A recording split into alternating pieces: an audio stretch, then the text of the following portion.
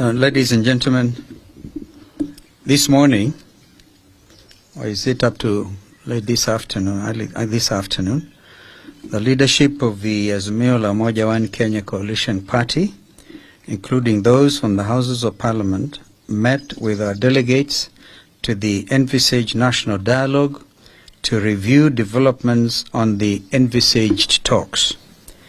Any reasonable observer of the happenings in the last few weeks will agree with us that Kenya Kwanza has no intention whatsoever of holding any dialogue at all, let alone one that is honest, transparent, and bipartisan.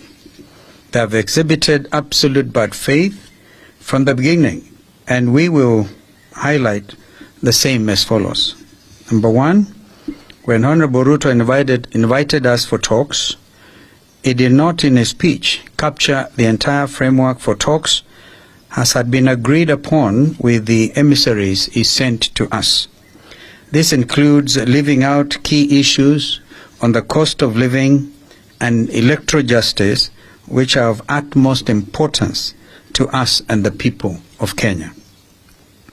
Number two, the delay in naming his team is another sign of a lack of seriousness that has been made worse by the inclusion of members of the Azimio coalition in his team, when the whole country knows that respect for multi-party democracy is one of the key issues we have put on the table.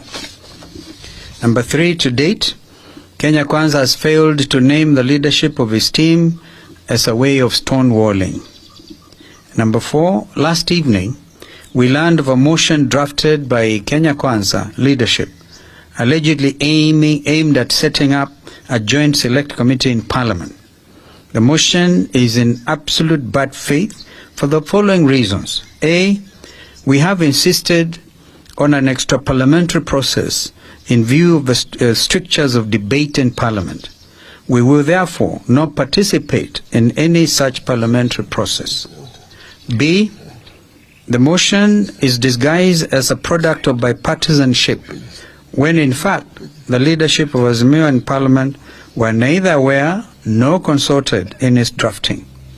C, the motion proposed to name members of the minority party to the so-called select committee without any reference to the minority leadership, in violation of the standing orders of both houses. And D, the motion purports to set the terms of reference and scope of the discussions without any reference to us. We continue to insist that the dialogue must be about all the four issues, namely the cost of unga, fuel and electricity, forensic audit of the servers, bipartisan reconstitution of the IEBC, and respect for multi-party democracy. Kenya Kwanza cannot dictate to us what we cannot bring to the table.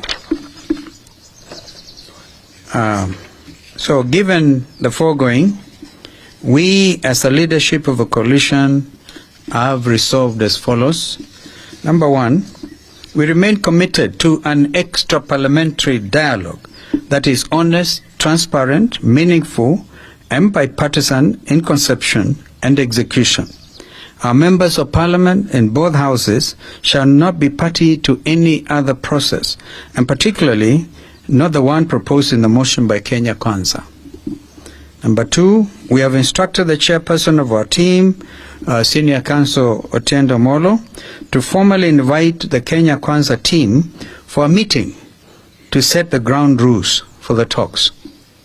Number three, our issues remain what we said before, and they are reduction in cost of unga, fuel, electricity, and school fees, opening and audit of IEBC servers, bipartisan reform and reconstitution of IEBC, reinstatement of the 4 IEBC commissioners, and end to the buying of MPs, which threatens multi-party democracy.